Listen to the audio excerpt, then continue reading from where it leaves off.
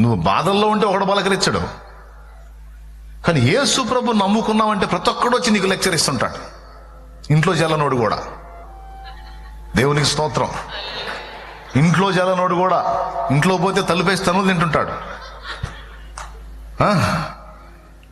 అట్టాంటోడు కూడా వచ్చి మన క్లాసులు ఇస్తుంటాడు. తనులు తింటాడన్నా, ఎవరితో తనులు తింటాడో మీకు అర్థమై ఉంటుంది. దేవునికి స్తోత్రం కలుగును గాక. హల్లెలూయా. వీడు కూడా వచ్చి మన కౌన్సిలింగ్లు చేస్తుంటాడు.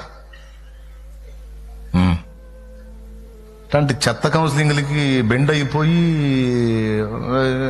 మెతకవారంగా డౌన్ అయిపోయి, ఇదైపోయే సోది రకాలు ఉండరు. సర్దుకోవటమే, కార్యాలు జరగవు.